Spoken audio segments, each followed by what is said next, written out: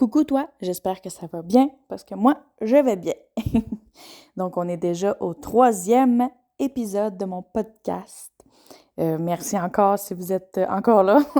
Ça veut dire que je suis pas trop pire. Je parle quand même pas si pire puis que ma voix vous tape pas ses nerfs. Je suis ravie. Donc, aujourd'hui, sujet... Tudum, mon anxiété, les débuts de crise d'anxiété. Ah, wow! Que c'est le fun de parler de ça. Oh là là, l'anxiété. Qu'est-ce que l'anxiété? Les crises d'angoisse, de panique et tout ça. Premièrement, l'anxiété, c'est un sentiment qui est difficile à expliquer. Si tu n'as jamais connu l'anxiété ou que tu n'es pas une personne qui fait des crises d'angoisse ou de panique, c'est difficile à expliquer. C'est un sentiment qui te pogne dans le ventre. Vraiment, là, ça te pogne dans le ventre, ça te pogne au cœur. Tu files pas bien, là, mais vraiment pas bien. C'est sûr qu'il y a des degrés d'anxiété, etc., mais moi, je peux vous dire que j'étais quand même dans le top. Tu sais, vraiment, là, j'avais des grosses crises d'anxiété. C'était pas juste de la petite anxiété que « Ah, ben, je suis anxieuse, je vais faire... je sais pas, moi, je vais rencontrer quelqu'un aujourd'hui. » Non. C'était « Oh my God, je vais aller voir quelqu'un aujourd'hui, je capote. » Ça ressemble à ça. Mes crises d'anxiété étaient un peu too much. Même dans les choses naturelles de la vie, comme les examens. Je faisais des crises de panique, là. Vous pouvez même pas vous imaginer à quel point je paniquais. Surtout les exposés oraux, là. Oh my, c'était la mort. Pour moi, là, c'était la mort, là. Ouf, non merci. Donc, si vous avez écouté mon épisode 1, mon épisode 2, vous allez comprendre que mon anxiété a débuté quand même très jeune. J'ai commencé à faire comme je vous disais, un petit peu de l'anxiété pas trop forte quand j'étais plus petite, mais c'était déjà là. C'était en train de se développer en moi. Et quand que j'ai fait mon voyage au Mexique, boy, je vais vous conter ça. Si je me trompe pas bien, j'avais 12 ans. 12, 13 ans ou 14. Il me semble que c'est 12 ans. J'étais un peu comme Loris, là. J'ai la mémoire courte, OK? Excusez-moi. Donc, ça se peut que peut-être les dates soient bizarres, là, mais que je suis plus trop sûre de mon âge ou des dates, là, mais bref. Donc, on est allé au Mexique. J'étais avec ma mère, son conjoint, lui il avait sa fille, comme je vous expliquais dans mon 2e épisode. Donc, on est dans le moment où ce que ma mère sort avec le conjoint qui a une fille. Puis elle avait un cousin, puis tout ça. Il est encore en vie, mais vous comprenez ce que je veux dire. Puis c'était pour un mariage. Donc, prout, on s'en va au Mexique. Youpi, yes, tigidou. On s'en va dans le sud. Ça, c'est le fun, OK? Mais, à un moment donné, je sais pas qu'est-ce qui s'est passé. Vraiment, c'est là que ma vie a comme complètement été bouleversée, pour vrai. On était assis comme dans le hall d'entrée de l'hôtel. Ma mère était partie souper là, avec son conjoint toute seule. Puis à un moment donné, on était assis. On était les 3 assis. Puis on regardait des photos, on avait du fun, on riait, puis c'était bien drôle. Oh my! Puis à un moment donné, il me pogne un mal de cœur. Vous pouvez même pas vous imaginer comment j'avais mal au cœur. Et là, je commençais à pas bien filer. Mais vraiment mal aller, OK? J'avais mal au cœur, je me sentais étourdie, j'avais des chaleurs, mon cœur palpitait. Je filais vraiment pas. Là, j'étais comme, mon dos, j'ai-tu attrapé quelque chose? Puis, je vais-tu vomir? Entre parenthèses, moi, tout ce qui est vomissement, ça me fait faire de l'anxiété. Fait que, quand j'ai mal au cœur, je suis anxieuse, OK? Juste pour vous mettre dans le contexte. Fait que ça n'a pas aidé la cause. Referme la parenthèse. Donc là, on est assis, et là, je leur dis, je vais vraiment pas bien, il faut que je retourne à la chambre. Puis là, je me suis mis à pleurer ma vie. Puis je disais, je veux ma maman. Puis là, je me suis en allée seule. Écoutez bien, j'étais seule pour retourner à la chambre parce que je crois qu'il me croyait pas. Ou en tout cas, il n'y avait pas le déclic, là. Il restait assis, puis il bougeait pas. Puis je me suis effondrée devant la porte parce que j'avais oublié que ma mère était pas là. Je me suis effondrée devant la porte. Je pleurais, là, vraiment comme un gros bébé, là. Je pleurais, puis des grosses larmes, là. Puis je tremblais de tout mon corps, là, puis j'avais de la difficulté à respirer. Vous pouvez vous imaginer un peu, là. OK? Finalement, ma mère est arrivée. Ils ont été la chercher, bien entendu. Et ma mère, oh mon Dieu, qu'est-ce qui se passe? Qu'est-ce qui se passe? Puis là, moi, je pleurais, puis je vais pas bien, je file pas bien. J'étais plus capable de parler, j'étais plus capable.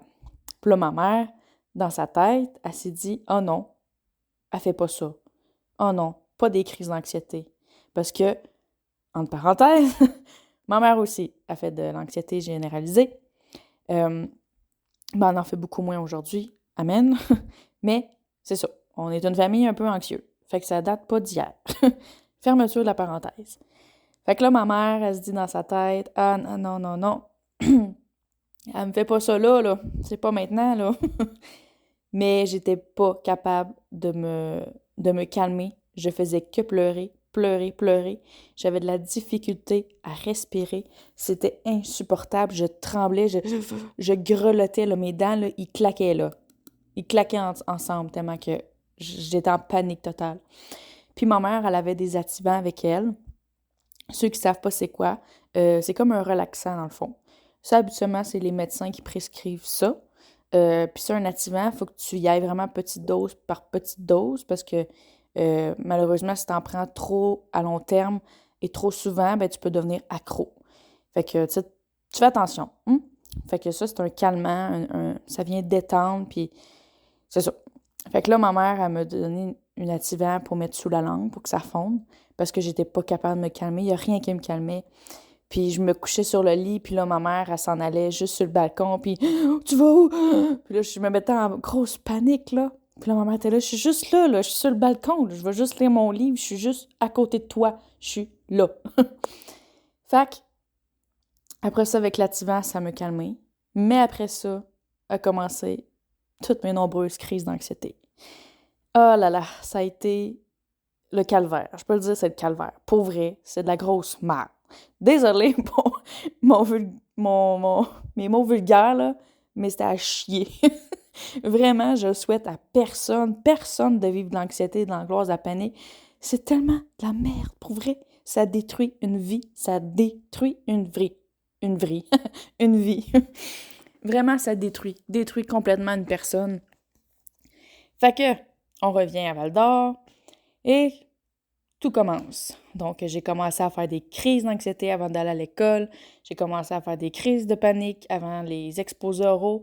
J'ai commencé à faire des crises de panique avant de faire les examens. Écoute, j'en ai fait. C'était incroyable. Oh là là, j'y repense, là, puis oh, mon Dieu, que je suis découragée de moi-même. Ben, pas de moi-même, mais je suis découragée de tout ça parce que c'était pas non plus de ma faute, tu sais. C'était plus comme toutes les circonstances, bref. Puis là, c'est ça. Fait que là, le secondaire, ça a été rude, ça a été difficile. J'avais ce sentiment de rejet aussi, donc c'était pas mieux non plus. Ça amplifiait mon anxiété. Puis à un moment donné, c'est vers l'âge de 18-19, j'avais emménagé avec un gars à cette époque-là.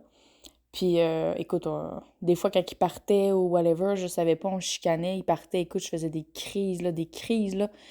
Puis, j'étais dans le bain, là, puis je pleurais, ou, mettons, à un moment donné, je l'appelais, « T'es où? Qu'est-ce que tu fais? » Puis, t'es là, « Voyons, tabarouette, il dit, on vient de chicaner, je suis juste allée prendre l'air. »« Oui, mais là, laisse-moi pas tout seul. » Écoute, il rentrait, puis j'étais écrasée à terre, là. Écoute, c'est pas compliqué, là, j'avais même appelé une amie parce que j'étais plus capable de respirer, puis je savais plus quoi faire, puis... Fait que je vous passe les détails. Mais donc, c'était un tue-l'amour aussi dans mes relations que j'avais à l'époque. Parce que c'était pas juste avec lui, mais avec d'autres aussi, ça faisait de l'anxiété comme ça. Mais tu sais, lui, ça a quand même duré longtemps, là, par chance. Mais quand même, ça a été une époque difficile jusqu'à ce que je commençais à faire de l'anxiété pour aller en ville. Oui, vous avez bien compris. Juste aller en ville, ça me causait de l'anxiété. On dirait aller au centre d'achat, à l'épicerie. On dirait que j'avais l'impression que tout le monde me regardait, puis chuchotait, puis me jugeait. Mais tout le monde s'en fout. Tout le monde se foutait de moi, là. Je veux dire, personne qui me regardait. Mais, tu sais, c'était mon côté parano. Fait que ça me faisait faire de l'anxiété, puis là, je filais pas bien, puis là, j'écrasais, puis j'avais l'impression que j'allais perdre contrôle, j'allais perdre connaissance. Puis là, je me disais, hey, fille, calme tes nerfs, sérieux, là, tu vas péter les aux frettes, là, ça n'a pas de bon sens. Fait que tout ça, là, ouais, j'avais de la difficulté à sortir, j'avais de la difficulté à faire des voyages, j'avais de la misère à juste sortir de Val-d'Or, là. Tu sais, juste être trop loin de ma mère, trop loin de ma mamie, mon papy, là, je faisais des crises de panique, là. Pour vrai, là, je filais pas bien. Puis même aller dormir chez des amis, c'était difficile. Je me souviens, c'était quand même difficile, puis j'aimais pas ça. Des fois, je faisais de l'anxiété, puis je pleurais, puis j'appelais ma mère qu'elle vienne me chercher. Puis un autre sphère aussi qui me crée de l'anxiété, c'est l'alcool. Hello! Ouais, l'alcool. Oh là là. Ça a été quand j'ai commencé à sortir au bar. Ben même un petit peu avant, là, je pense qu'on l'a tout fait, là, avoir bu un peu d'alcool avant nos 18 ans, là. Mais dites-le pas. Mais ma mère, elle savait, OK? Bon. Je crois que c'était à mes 16 ans. J'ai bu ma première poppers à vie, OK? Mais j'ai été malade comme un chien. Pour vrai, ça a été ma première brosse, écoute. Mais j'étais en parallèle de chez moi, puis j'étais avec une amie. Tu sais, c'était vraiment comme une brosse de jeune, tu sais. Mais non, ça a été la dernière fois que j'ai vomi en étant vraiment sur l'alcool intense. Mais toutes les autres fois que j'ai bu, j'ai toujours fait de l'anxiété. Je sais pas s'il y a une fois que j'ai pas fait d'anxiété, mais on dirait que l'alcool me faisait faire de l'anxiété encore plus. Je faisais des crises de panique puis de l'angoisse. Comme je vous ai dit plus tôt, moi, avoir mal au cœur, ça me fait faire de l'anxiété. Fait que qu'est-ce que vous pensez? Ben, quand je buvais trop, j'avais mal au cœur. Fait que ça faisait? Ben, madame était anxieuse sur le tapis. Fait que ça aussi, j'avais déjà fait une grosse crise là, à une soirée là, où tout le monde était chez moi. Puis j'avais un petit peu trop bu, mais j'ai pas vomi. Mais j'avais mal au cœur et je me suis étalée sur le divan et je me suis mis à trembler, à grelotter, à pleurer. J'ai dit, je file pas bien, je file pas bien, mais je faisais de l'anxiété. Beaucoup d'anxiété. Je pense que j'ai même traumatisé un des gars qui était là. Il me regardait avec des gros yeux comme, ah, vas-tu mourir? Tu sais, j'avais pas tant bu que ça. Tu sais, c'était pas si pire que ça, là, mais oh my gosh. Puis là, ben, j'ai appelé Maman, maman, je file pas bien. Je pense que il y en a certains qui l'ont sûrement fait là, dans leur vie, là, qui ont appelé maman en pleurant parce qu'il va pas bien. Mais moi, je l'appelais assez régulièrement. Oh là là. Fait que ouais. Fait qu'après ça, c'est ça. Ça, je vais en parler plus tard, mais j'ai vécu une dépression, j'ai eu des envies suicidaires. Mais ça, je vais en parler dans un autre épisode, parce que là, sinon, celui-ci va être beaucoup trop long. Mais oui, l'anxiété, tout ça, ça gruge dans l'intérieur, tu vois noir quand même, puis c'est tellement mauvais. Oh my, c'est tellement mauvais. Puis c'est vraiment plus comme au second, ben, plus vers 17-18 ans qu'on m'a vraiment diagnostiqué l'anxiété généralisée. Puis je pense que c'est vers 18-19 que j'ai commencé à prendre de la médication aussi, de la médication complète, là. Je pense que c'était des Effexor. Fait que, tu sais, j'ai fini le secondaire, j'avais 16, fait que 17-18, environ, ben peut-être plus 17 ans, là, il y avait eu il est arrivé un gros choc dans ma vie, ça aussi, je vais vous en parler plus tard, que ça a fait un gros déclenchement aussi dans ma vie, qui a fait en sorte que j'ai commencé à prendre mes antidépresseurs. Que c'est ça, je vais vous parler plus tard, là, ça a été quelque chose. Vous allez comprendre pourquoi que j'ai mal filé après. Fait que j'ai commencé les antidépresseurs, j'ai pris du poids, j'ai eu une perte de confiance en moi, je me trouvais pas belle. Fait que vous pouvez comprendre tout le bagage, hein? C'est ça. Puis après ça, j'avais eu une relation, ça allait quand même bien. Fait que, bah, madame, ça va bien, arrête ta médication, tu sais, tout va bien. Fait que j'ai commencé à diminuer, puis j'ai arrêté ma médication. Ah ben, quelques mois plus tard, séparation. Ah ben, tabarouette. Avoir su, j'aurais jamais arrêté ma médication parce que là, j'ai touché le fond, mais vraiment solide. Je l'avais déjà vraiment touché plus profond au secondaire, mais là, en étant adulte, je l'ai retouché encore profond. Et là, je sortais plus. J'étais enfermée chez moi, je sortais plus, je filais pas, vraiment, ça allait vraiment pas bien, j'étais vraiment dépressive. Je voulais pas me suicider. pas comme au secondaire, mais arc, la vie, là, parlez-moi-en pas, je voulais rien savoir, je sortais plus, je faisais plus rien, je voyais plus personne. Pour vrai, je me forçais à aller à des places, je me forçais à voir des gens, parce que pour vrai, je voulais plus rien savoir de personne. Fait que ça a été très difficile aussi, cette époque-là. Ça a été vraiment, là, comme je vous disais au début, l'anxiété, ça scrape une vie, pour vrai. Si vous pouvez aller voir quelqu'un le plus rapidement possible, restez pas là-dedans, pour vrai. Moi, je pense que j'ai attendu quand même trop longtemps. Tu sais, oui, j'ai eu des suivis quand j'étais au secondaire, tu sais, je vais vous en parler plus tard, mais j'ai pas été vraiment plus que ça. Tu sais, peut-être que je m'ouvrais pas assez encore, mais bon. Fait qu'après ça, j'ai recommencé ma médication. Fait que pour moi, c'était un échec de recommencer ma médication. Mais en même temps, j'en avais besoin. J'allais pas bien.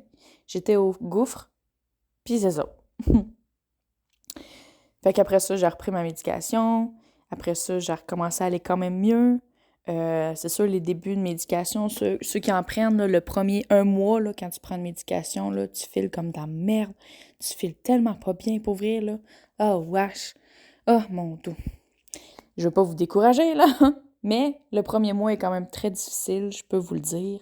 Mais on passe au travers. Après ça, j'ai eu une remontée dans ma vie. Oui, là, mon Dieu, on est rendu, là. Là, j'ai 27, là. Fait que je pense que c'était l'âge de 20, 21, là, que j'ai eu une remontée. 22. Que là, paf, là, je pétais le feu, ça allait bien. Tu sais, la médication, c'est sûr, ça l'a beaucoup aidé, ça l'avait beaucoup aidé. Mais en même temps, la blessure était là quand même. J'avais pas vraiment réglé mes problèmes. Fait que, tu sais, c'était comme juste la surface. Tu sais, ah, ça va bien, tu sais.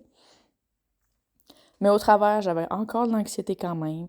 Tu sais, mais j'ai réussi à faire des petits voyages, j'ai réussi à déménager à Rouen toute seule.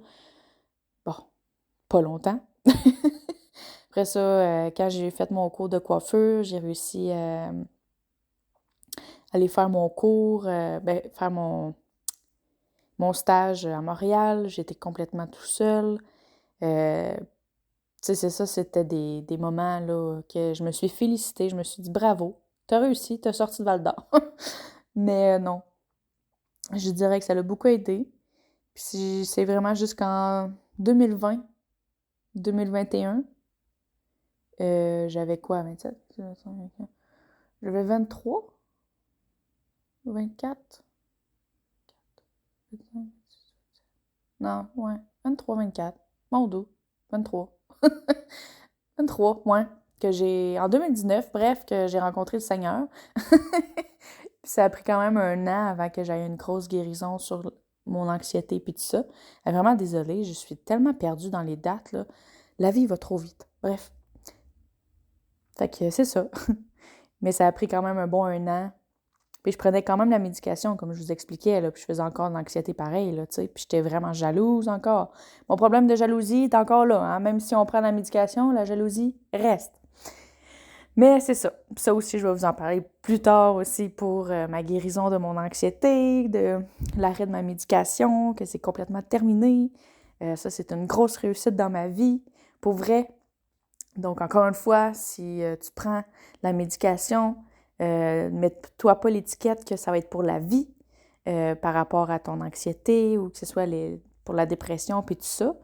Mais écoute, si t'en as besoin pour la vie, c'est correct aussi, là. Je dis pas d'arrêter du jour au lendemain puis on s'en fout puis ah ben là, j'ai écouté le podcast puis elle m'a dit d'arrêter. C'est pas ça que je dis, OK? Wow, je suis pas médecin. Vous arrêtez seulement sur l'avis du médecin, OK? Mais simplement pour dire mettez pas l'étiquette ou, comment dire, ne vous découragez pas. C'est ça que je veux dire. Découragez-vous pas. Puis, tu sais, moi, au début, j'avais comme, je me disais, ah, je vais prendre ça pour la vie, ah, bah. Finalement, j'ai changé mon discours. Puis j'ai dit non. J'ai dit, moi, là, je veux pas prendre ça à vie. Pour vrai, je veux être maître de mon corps, maître de mes émotions. Petite parenthèse, j'aime pas dire le mot maître, là, mais tu sais, moi, je sais que c'est Dieu qui m'a aidé dans tout ça, là. Mais bon, vous comprenez ce que je veux dire. Fermeture de la parenthèse, encore. Mais tout simplement que je voulais pas que cette médication-là définisse moi. Dire « Ah, Eden et la médication ne font qu'un ». Non, pas du tout. Donc, j'ai enlevé l'étiquette, j'ai enlevé cette mentalité de me dire « Ah, ben je suis anxieux, je suis ci, je suis ça ». Ben, j'ai commencé à changer J'ai commencé à le changer en positif en me disant « Non, je veux pas rester anxieuse, je veux pas continuer mes crises de panique, je veux pas vivre comme ça encore des années et pas avec des enfants non plus tard. Non, ça a déjà scrappé une partie de ma vie, ça scrappera pas l'autre partie non plus.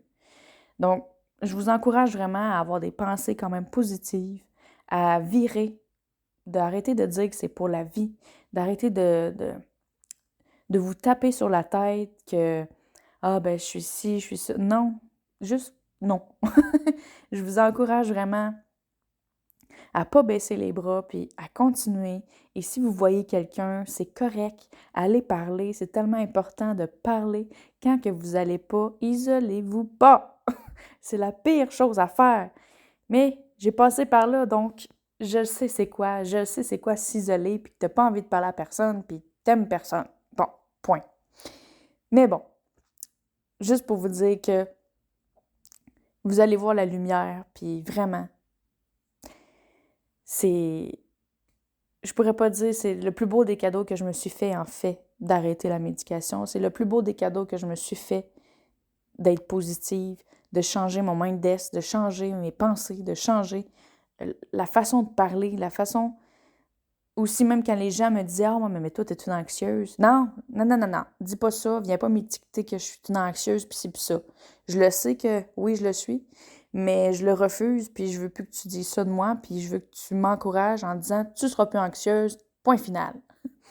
Donc, si votre entourage aussi vous met dans un petit carré, puis dit « Ah, ben elle va être anxieuse toute sa vie. » Vous avez le droit de refuser ces paroles. Vous avez le droit de leur dire « Arrête de dire ça de moi. » Je veux plus être comme ça, je veux être une autre personne, je veux changer.